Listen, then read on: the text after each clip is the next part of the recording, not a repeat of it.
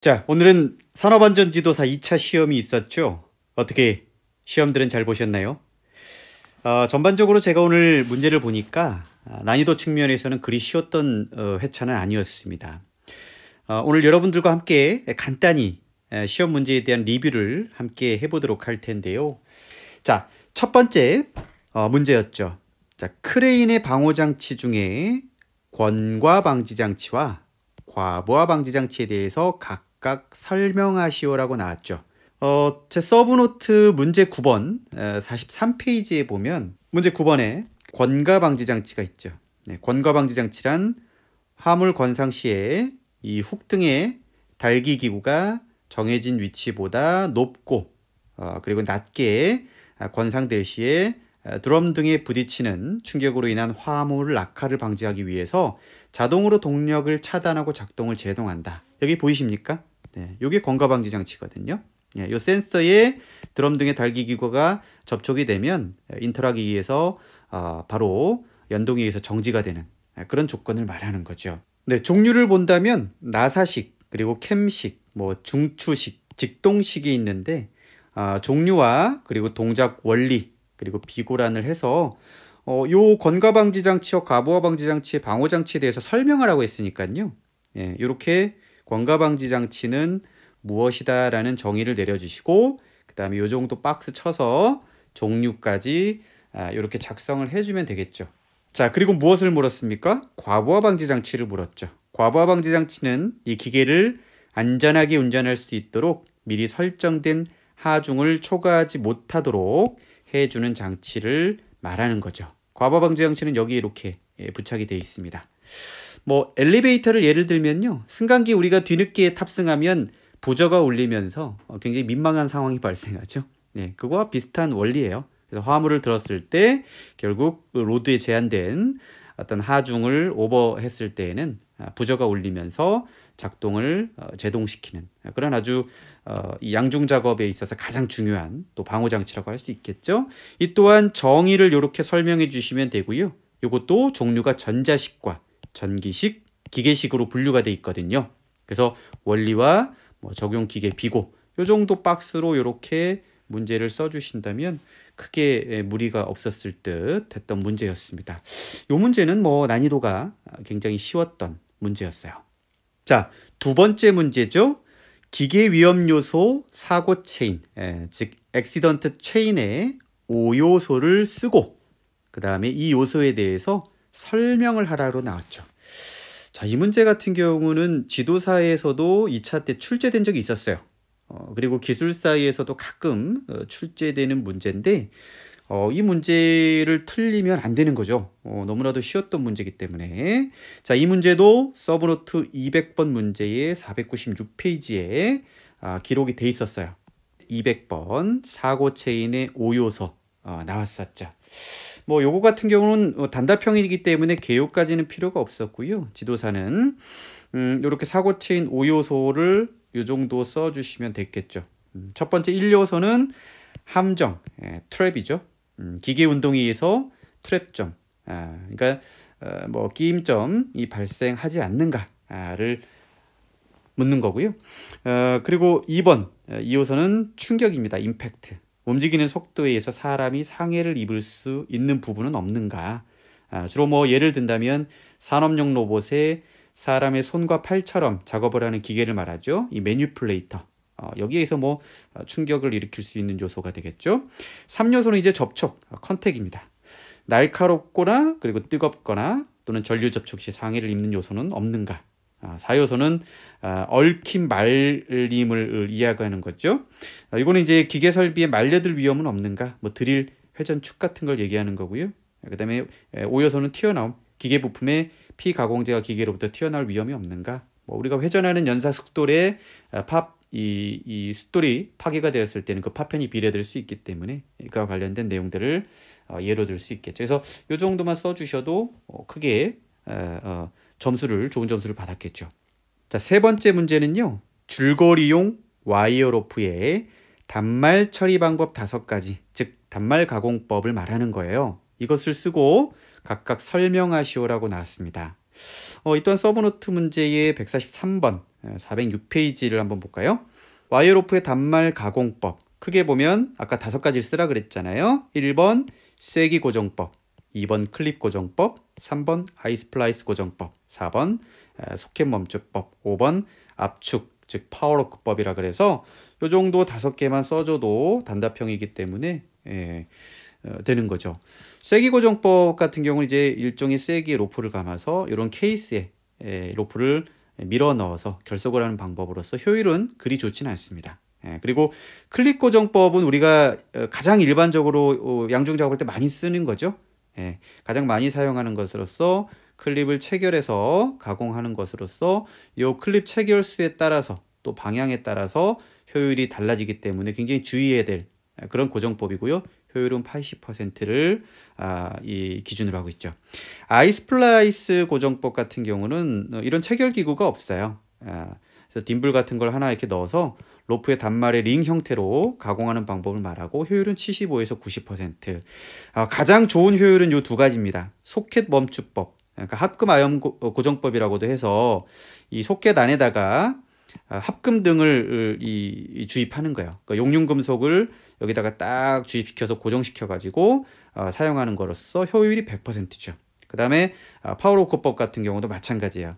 강제의 슬리브를 로프에다 넣고 고정하는 것으로서 주로 효율이 100%. 이 정도가 나오겠죠. 그래서 이 문제도 단답형이니까 이거 5개만 써주시고 좀 여유가 되시는 분들은 이렇게 그림까지 표현을 해줬다면 더 고득점을 받았겠죠. 자, 4번 문제는요, 공장 자동화 문제가 나왔습니다. 자, 이번 회차에 좀 특이한 게 산업용 로봇 문제가 출제가 안 됐어요. 이 산업용 로봇 문제는 그동안 거의 10년 동안 빠짐없이 나왔었거든요. 산업용 로봇 문제가 기출로 계속 이제 낼 수도 있겠지만 이번 출제위원들이 보셨을 때 로봇은 좀 너무 많이 출제됐다고 판단하셨는지 배제를 했습니다. 좀 아쉽죠. 그래서 거기에 관련된 이제 공장 자동화 문제를 냈는데 FMS예요. FMS. 공장 자동화. Flexible Manufacturing System이라 그래서 이것을 구비할 때 가장 기본적인 기능은 뭐냐? 그러니까 공장 자동화를 우리가 구성할 때는 어떤 기능이 있어야 되느냐를 물은 건데 결국 여기서도 5가지만 물었죠. 계층 제어 방식의 DNC 공작, 요거 5탄이에요. 기계입니다. 공작 기계의 기능, 그 다음에 자동 물류 시스템의 기능, 또 자동 창고에 대한 어떤 기능, 그리고 자동 시스템 보존 기능과 종합적인 어떤 소프트웨어 시스템 기능 등을 구비해야 된다라는 기준으로 나왔죠. 요 문제는 아마 학습을 조금 공장 자동화의 비중을 두신 분들은 쉽게 풀었을 수도 있지만 아무래도 기출이나 이런 출제 범위에서 좀 벗어났던 문제이기 때문에 학습의 범위를 좀 좁혀서 했던 분들은 문제를 좀 풀기가 다소 난해했을 거라고 생각합니다. 예. 자, 그 다음에 이제 5번 문제죠. 5번은 위험기계기구 안전인증 고시죠. 고시에 대한 내용인데 사출 상용기에 사용되는 타입 3에 대한 방호장치의 작동 설계 조건을 4가지 쓰시오라고 물었습니다. 이 사출 상용기는 기계안전기술사에서 꽤 출제가 되었던 문제거든요. 방호장치에 대해서. 이것도 이제 서브노트 보시면 140번 문제였죠. 사출 상용기의 방호장치에 나와 있는 내용이거든요.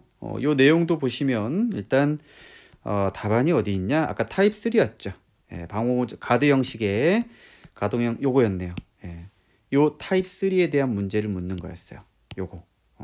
요 4가지죠. 4가지. 독립된 2개의 연동장치가 부착된 형태로 하나는 타입 2 형식과 동일하게 작동되고 나머지 연동장치는 위치 검출 스위치를 사용해 직접 또는 간접적으로 전원 회로를 개폐한다.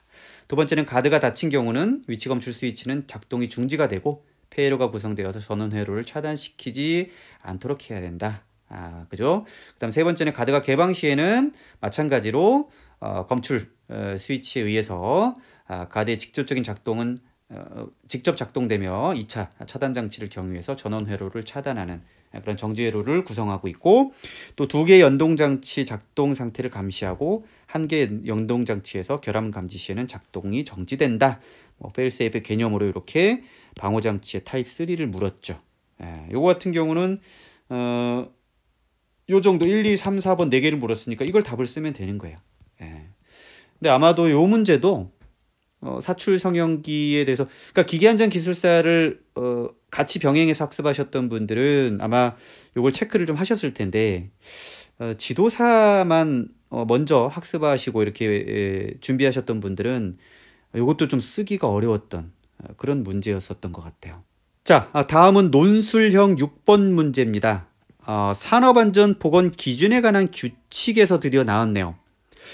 이 규칙상 이동식 크레인을 사용해서 근로자를 운반하거나 또 근로자를 달아올린 상태에서 작업에 종사시켜서는 안 된다. 아무래도 탑승 제한에 관한 내용인 것 같아요. 다만 작업 장소의 구조, 지형 등으로 고소작업대를 사용하기가 곤란하여 이동식 크레인 중 기준기를 한국산업표준에서 정하는 안전기준에 따라 사용하는 경우는 제외한다.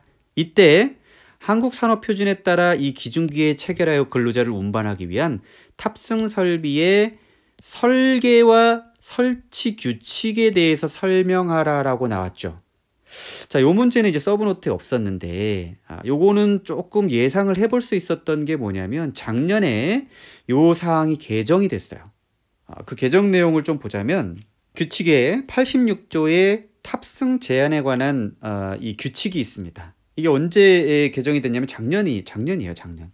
사업주는 이동식 크레인을 사용해서 근로자를 운반하거나 근로자를 달아올린 상태에서는 작업에 종사시켜서 안 되죠. 다만 여기 이제 개정된 게 작업 장소의 구조 지형 등이 고소작업대를 사용하기가 곤란하여 이동식 크레인 중 기준기를 산업표준에서 정하는 안전기준에 따라 사용하는 경우는 제외가 된다라는 내용이에요. 결국 한국 산업표준이라는 건 뭐냐면 KSB ISO 여기 12480-1을 이야기하는 거거든요. 이 KSB ISO라는 건 결국 ISO의 규격을 그대로 가져와서 우리나라에 맞게끔 다시 이렇게 번역하고 개정해서 번역판으로 이렇게 만든 것을 ISO의 앞에 KS를 붙은 거거든요. 결국은 국제 규격에 근거한 내용을 말하는 거죠. 이 탑승 설비를 얘기하는 겁니다, 결국. 그러니까 원래는 이 이동식 크레인에는 탑승 설비를 사용해서는 안 되죠. 하지만 정말 불가한 경우, 작업이 불가한 사항도 있으니까 그런 곤란한 경우에는 이 고소작업대는 가능하고요. 그죠? 차량 탑재형 고소작업대. 그다음에 차량 탑재형 크레인이죠. 요 카고 크레인 같은 경우 이제 불가능하고 기중기, 요거는 이제 특수한 상황 시에는 가능하다라고 요렇게 두 가지의 조건에 요 탑승 설비를 이렇게 기준기에다가 달아서 안전하게 사용할 수 있다. 그러니까 결론은 이 탑승 설비에 대한 설치 기준에 대해서 물었어요. 기준. 그 내용은 내용에 지금 일반 사항도 있고 기준기 장비도 있고 탑승 시 준수해야 될 특수 절차도 있고 탑승 설비 설계와 설치 규칙이 있죠. 뭐였습니까? 요걸 물은 거죠. 요걸 물었어요. 그래서 결국은 요걸 쓰란 얘기예요. 다 쓰셨나요? 조금 난이도가 있었습니다. 그래서 요 내용도 좀 비중이 있었고 아무래도 요 내용을 썼던 분들은 그동안에 이제 꾸준하게 관심이 있었고 그리고 좀 기계안전 지도사가 꼭 한 문제는 건설기계, 건설 관련된 걸 물어요. 지난번에 이제 항타기 항발기를 좀 많이 물었죠. 이번에는 이제 요 크레인의 또 기중기의 탑승 설비, 요 개정된 내용을 물었기 때문에 좀 그동안 관심을 갖고 개정 사항에 대해서 좀 학습했던 분들은 뭐 답안을 맞췄겠지만 또 요 포인트를 또 캐치하지 못했다면 결국 이 답안도 쓰기는 좀 어려웠던 그런 문제였어요. 자, 그 다음 문제 7번이죠. 보일러의 관리와 또 관련한 다음에 물음에 답하시오라고 나왔습니다. 요건 이제 찍힌 문제로 이렇게 세 문제의 추가 문제가 나왔다라는 거죠. 그래서 첫 번째 물음 문제는 불순물이 포함된 보일러 수를 사용할 경우 문제점이 뭐냐? 또 보일러에서 발생되는 이상연소 현상 4가지를 쓰고 각각에 대해서 설명하시오. 세 번째는 보일러의 방호장치 중에 방호장치가 주로 이제 뭐 여러 가지가 있는데 대표적인 게 있는데 가장 또 대표적이지 않은 문제를 물었어요. 고조수위 조절 장치에 대해서 설명하시오. 자, 이 문제 어때요? 쉬워 보이죠? 근데 쉽지 않습니다. 예, 이게 그냥 얼핏 보면 야 이건 뭐 그냥 포밍 프라이밍 캐리어버 이렇게 쓰면 되겠다 생각할 수도 있겠지만 지금 3개 찍힌 문제를 물었단 말이에요. 예. 그 중에 특히 뭐 요거 같은 경우 이제 뭐 쓸 수 있겠지만 이상연소 현상 4가지를 물었단 말이에요. 여기서 헷갈리시는 분들이 있어요. 이상현상과 예. 이상현상은 뭐예요? 아까 얘기했던 포밍 프라이밍 캐리어버예요. 예, 뭐 수격작용. 근데 이상연소 현상을 물었다는 거죠. 연소 현상. 이건 그 내용이 아니거든요. 여기서 이제 헷갈리셨을 수도 있을 것 같아요. 그 다음에 이제 고조수위 조절 장치가 있잖아요. 보일러 방호 장치에서도 가장 중요한 핵심적인 내용이 아니라 가장 또 중요하지 않다고 생각할 수도 있는 방호 장치를 여기다 갖다 물은 거죠. 그러니까 전반적으로 이번에 조금 회차에 변별력이라고 할까요? 그러니까 합격자가 조금 많이 배출되다 보니까 1차 때부터 그래서 조금 난이도를 좀 조정을 한 것 같아요. 이런 내용들은 평상시에는 뭐 이상현상 물었겠죠. 근데 요 정도로 나왔다. 요 내용이 이제 서브노트를 보시면 문제 5번 문제 5번 30페이지죠. 이 보일러 이상현상에 대한 내용이 있죠. 요 내용을 보시면 일단 아까 첫 번째 문제가 뭐였죠? 물에 이 불순물이 포함되었을 때 이제 물의 보일러 수의 반응을 나타내는 거였잖아요. 결국은 이 문제는 이제 물에 기인하는 장애죠.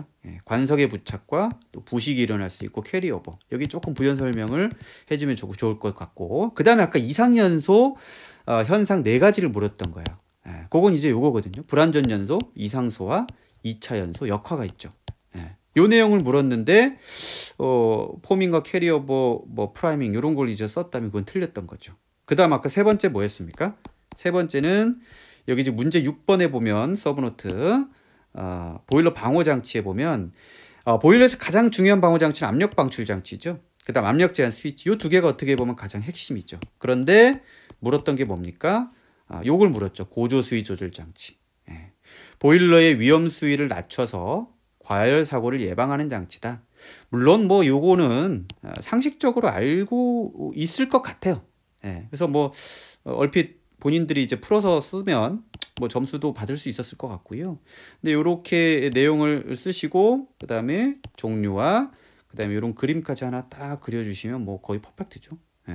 그래서 요런 정도의 문제를 물었기 때문에 요것도 사실상 겉으로 보기에는 쉬웠을 수 있게 보였으나 실상 쓰기에는 좀 난이도가 있었다.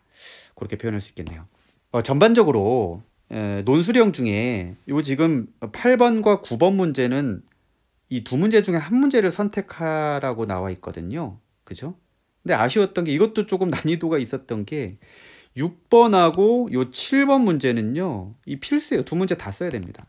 선택사항이 없었어요. 만약에 요 두 문제 중에 여기 이렇게 나왔다면, 그죠? 요건 좀 2문제, 1문제 골라 썼으면, 좀 피해갈 수 있었는데, 요 2문제가 사실상 조금 애매했던 문제이기 때문에, 요건 필수로 2문제를 다 써야 돼서, 이번 회차, 그래서 제가 까다로웠다라는 거예요. 자, 8번 문제죠. 요건 좀 쉬웠어요. 금속 재료의 소송 가공과 관련한 물음에 답하시오. 그러니까 소송 가공을 물었던 거거든요. 자, 서브노트 보시면 문제 32번. 소송 가공법이죠. 소송 가공에 대해서 물었잖아요. 그러니까 논술형이기 때문에 뭐 굳이 이 기술사라면 이런 개요, 소송 가공이 뭐냐, 요 정도 이렇게 표현해 주시고 쓰면 되는데 지도사는 요거 안 써도 되고요. 주어진 답을 명확하게 쓰시면 됩니다. 명확하게. 그래서 여기 보시면 아까 소송 가공에 대해서 설명하라고 했으니까 5가지거든요. 5가지. 첫 번째 뭡니까? 단조 가공이죠. 단조. 이렇게 소재를 놓고 이렇게 압축해서 재료의 결정 입자를 미세하고 조직을 균일하게 하여 재료를 강화하는 가공법이다. 가장 많이 쓰는 단조죠. 단조. 그래서 단조 가공을 요 정도 써주시면 됐고, 그 다음 인발이죠. 2번째 인발. 소재를 이렇게 뽑아내는 거예요. 밀어내서. 그래서 금속의 봉이나 이런 관을 다이에다가 통과시켜 가지고 봉의 축방향으로 잡아당겨서 그 바깥지림을 줄이는 가공법을 말하는 거죠. 그 다음에 이제 압출 가공입니다. 압출. 압출은 상온 또는 가열된 금속을 용기 내에 넣고 이를 한쪽에서 한쪽에서 이렇게 쫙 밀어내어서 봉이나 관을 만드는, 요게 이제 재료죠. 만드는 가공법을 말하는 거고요. 그 다음에 뭘 물었습니까? 아변 가공을 물었죠. 아변 가공. 아변 가공은 이렇게 두 개의 롤러, 두 개의 롤러 서로 마주보고 반대 방향으로 회전할 때 이 소재에 넣고 이렇게 롤러 사이에 통과시켜 가지고 두께나 지름을 줄이는 가공법을 말하는 거죠. 자, 다음 프레스 가공이죠. 요거는 이제 판금 가공이라고도 하죠. 주로 판상의 금속 재료를 원하는 형을 사용해서 원하는 형상으로 이제 변형시키는 가공법을 말하는데요. 요게 이제 소재죠. 그래서 프레스 같은 걸로 이렇게 찍어 가지고 주로 자동차의 뭐 부속기구 부품 등을 이렇게 가공할 때 주로 사용하는 방법이고, 얘는 이제 대량 생산이 가능하고 가공 특성상 이제 리스크가 높죠. 이렇게 아래에서 찍어 내리니까. 안전사고가 가장 큰 게 또 이제 판금 가공, 프레스 가공이라고 보시면 되고, 그 다음에 이제 전조 가공이죠. 전조 가공. 전조는 이제 가공물 또는 공구를 회전시켜서 소송하는 가공법으로서 주로 나사 전조, 기어 등을 성형할 때 주로 사용하는 겁니다. 그래서 가공법에 대한 종류를 이렇게 써주시면 됐고요. 그 다음에 이제 위험 요인을 쓰라고 했죠. 위험 요인은 기계적 성질, 또 내부력 잔존, 요 정도 쓰시고, 그리고 대표적인 이제 고온 가공으로 화상에 대한 위험이 있어요. 그 다음 비례 비산에 대한 위험, 또 그리고 신체가 이렇게 이 소성 가공하면서 끼일 수 있는 위험이 있고요. 그 다음에 이제 가공 시 발생할 수 있는 흉에 대한 건강장애, 압출 가공이라고 했으니까 그거에 맞게 조금 변형해서 썼다면 더 높은 점수를 받을 수 있었겠죠. 자, 마지막 문제도 산업안전보건 기준에 관한 규칙에 대해서 물었습니다. 요것도 이제 세 가지를 물었는데, 첫 번째는 작업장 출입구 설치 시 준수해야 될 5가지 사항. 두 번째는 동력으로 작동되는 문의 설치 조건 5가지. 그 다음 가설 통로 설치 시 준수사항 5가지. 어떻게 보면 이제 기준에 관한 규칙을 학습을 비중 있게 아마 하셨을 거예요. 지도사는. 그래서 요거를 이제 학습하셨더라도 이게 지금 3가지거든요. 내용이 꽤 많아요. 쓸게. 쓸게. 제가 봤을 때는 아마 8번을, 요거는 이제 2가지 중에 선택 사항이었으니까 8번을 좀 선택하시는 분이 많지 않았을까라고 생각을 해보는데, 자, 요것도 이제 서브노트에 있었어요. 문제 125번. 요 통로 및 계단의 내용에 보시면, 여기 보시면 이제 가설 통로에 대한 구조가 있죠. 가설 통로는 뭡니까? 첫 번째, 견고한 구조. 그리고 경사는 30도 이하로 해서 설치를 해야 되고요. 그 다음 경사가 15도 초과 시에는 이 바닥에 미끄러지지 않는 구조로 방지 대책을 강구해야 되고요. 그 다음 추락할 위험이 있는 장소는 당연히 안전난간을 설치하고, 다만 작업상 부득이한 경우 필요한 부분만 임시로 해체할 수 있다라고 나와 있고요. 그 다음 수직경에 가설된 통로의 길이가 15m 이상인 경우는 10m 이내마다 계단 참을, 잠시 쉬어갈 수 있는 계단 참을 설치하라라고 나와 있죠. 마지막 6번째 같은 경우는 건설공사에 사용하는 높이 8m 이상인 비계의 다리에는 7m 이내마다 이 또한 계단 참을 설치를 하라라고 나왔죠. 그 다음 또 뭐였습니까? 여기 있죠? 사다리식 통로 구조. 얘도 견고한 구조. 견고한 구조는 무조건 나오는 거죠. 심한 손상, 부식 등이 없는 재료를 사용하고, 발판의 간격은 일정하게, 그 다음 발판과 벽과의 사이는 이렇게 15cm 이격을 두셔야 되고요. 폭은 당연히 30cm 이상으로 하고, 사다리가 넘어지거나 미끄러지는 것을 방지하기 위한 조치를 하고, 또 사다리 상단은 걸쳐놓은, 여기 이제 최상단에 건물이 있다면 여기에 걸쳐놓은 지점으로부터 60cm 이상 올라가도록 해야 된다는 거예요. 그리고 사다리식 통로의 길이가 10m 이상인 경우는 5m 이내마다 얘도 계단참을 설치하고, 또 이 통로의 기울기는 75도 이하로 하고, 다만 고정식 사다리 통로의 길이는 90도 이하로 하고, 그 높이가 7m 이상 시 바닥으로부터 높이 2.5m 되는 지점부터, 요 바닥에서 2.5m 되는 지점부터 여기 방어울이 있죠. 등받이울을 설치해야 되는 기준이 있고요. 그 다음 접이식 사다리 기둥은 사용 시 접혀지거나 펼쳐지지 않도록 철물 등을 사용하여 견고하게 조치를 하여야 한다라고 나와 있었죠. 또 한 문제가 뭐였습니까? 요거 이제 문제 130번에 있었던 것 같아요. 요거 작업장의 관리 기준에 보면 요거였죠. 동력으로 작동되는 문의 설치 조건. 여기 규칙의 몇 조였더라? 작업장의 안전기준에 거의 첫 번째 나오는 건데, 총치게. 처음에는 문에 끼일 위험이 있는 2.5m 높이까지는 비상정지 장치를 설치해야 된다. 그러니까 동력으로 작동되는 거니까, 그죠? 자동이니까 요 같은 경우는 비상정지 장치가 있어야 된다. 그다음 문의 비상정지 장치는 잘 알아볼 수 있고 쉽게 조작이 가능한 구조가 되어야 되고요. 문의 동력이 끊어지는 경우는 즉시 정지가 돼야 되겠죠. 방화문 예고. 수동으로 열을 닫을 수 있도록 해야 되고요. 그다음 문을 수동으로 조작 시에는 제어 장치에 의해서 즉시 정지 가능한 구조. 이렇게 해야 되는 거죠. 그러니까 이 문제 자체가 결코 이것도 쉬웠던 문제가 아니었습니다. 내용상 좀 써야 될 내용들이 많았죠. 그죠? 자, 어떠셨나요? 뭐 쉬웠다고 생각하셨던 분도 있을 것 같아요. 이게 뭐 그렇게 어려웠지도 않았거든요. 또 살펴보면. 근데 제가 마지막으로 좀 말씀드리고 싶었던 내용은 기계안전 기술사와 산업안전지도사 기계안전 요거를 동시에 준비하셨던 분들은 아마 이번에 좀 문제가 쉽다고 여겨질 수도 있었을 것 같아요. 왜냐하면 기계안전 기술사에 다 있는 문제예요. 이거 다. 그래서 제가 항상 말씀드리지만 기계안전 기술사나 산업안전 지도사나 요건 세트로 하셔라. 우선순위를 따진다면 기계안전 기술사를 먼저 학습하시면 지도사는 딸려오는 거예요. 왜냐하면 어차피 지도사에서는 그 내용이 다 나오거든요. 그러니까 범위가 넓고 깊게 학습을 하신다면 당연히 지도사에서는 넓고 얕게 이제 문제가 출제되는 거기 때문에 그거는 이제 자연스럽게 덤으로 챙겨갈 수 있는 거죠. 근데 이제 사실 시간적인 부분과 또 분량도 많기 때문에 지도사를 먼저 선택하시는 분도 있어요. 또는 조건이 안 돼서, 자격 조건이 안 돼서. 지도사는 응시 자격이 제한이 없잖아요. 그러다 보니까 지도사를 먼저 선택하신 분도 계시긴 한데 어쨌든 자격 조건이 된다면 제가 여러분들한테 좀 조언을 드리고 싶다면 기계안전 기술사와 지도사. 왜냐하면 지도사는 1년에 한 번이잖아요. 근데 기계안전 기술사는 1년에 2번이란 말이죠. 그럼 총 3번에 여러분들이 시험에 응시할 수 있어요. 1년에 3번. 뭐라도 하나 걸리겠죠. 그죠? 자, 그래서 그렇게 좀 학습을 하시고 이번에 뭐 합격을 이렇게 좀 하셔서 3차를 좀 봐야 되겠다 하시는 분들께는 제가 추후에 공지 드리겠지만 3차 면접 서브노트를 출간을 앞두고 있습니다. 아마 다음 주 주말 정도에 출간을 할 예정인데요. 이 서브노트 3차 같은 경우는 면접도요 쉽지 않습니다. 나중에 면접에 대한 유튜브를 좀 제가 따로 학습 방법이나 이런 것들을 제시해 드리겠지만 이 면접도 단 3문제를 묻거든요.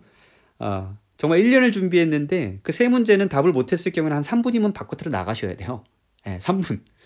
말씀을 잘 하셔도 6분에서 10분밖에 안 걸립니다.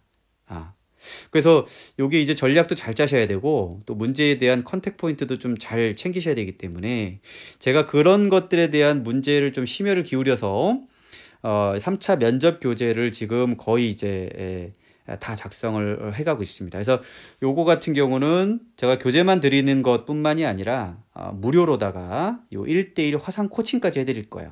실전과 같이 제가 화상으로 타임 스케줄을 여러분들에게 드리고 여러분들이 거기에 따른 스케줄을 원하는 일정을 조율해서 제가 화상으로 실전 면접을 이렇게 치를 수 있고 또 코칭까지 해드릴 거니까요. 그렇게 해서 아마 2차를 합격하실 것 같거나 또는 합격하신 분들은 제가 충분히 도움을 드릴 수 있으니까요. 추후에 공지사항대로 그렇게 참조를 좀 하시면 될 겁니다. 이번에 뭐 아쉽게 좀 본인 좀 느끼실 거예요. 떨어지신 분들은 이런 어떤 준비를 다음에 좀 잘 해가지고 합격하길 또 기원 드리겠고요. 아무튼 시험이 끝났으니까 오늘은 뭐 잘 봤든 잘 못 봤든 다 내려놓으시고 나를 위한 그동안 노력했던 어떤 보상을 좀 해줘야 나에 대한 동기부여를 이끌어야 됩니다. 무작정 공부를 하면 또 지치고요. 힘들어요. 그래서 공부한 나에게 수고했다고 뭐 플렉스할 수 있도록 맛있는 걸 먹거나 또는 좀 옷을 사거나 그래서 나에 대한 어떤 칭찬도 해주고 나를 챙길 수 있는 그런 시간으로 확보를 하시고 조금 여유를 두었다가 다시 학습을 정진해 나가시면 좋을 것 같습니다. 자, 오늘 여기까지 하겠습니다. 모두 오늘 수고하셨습니다.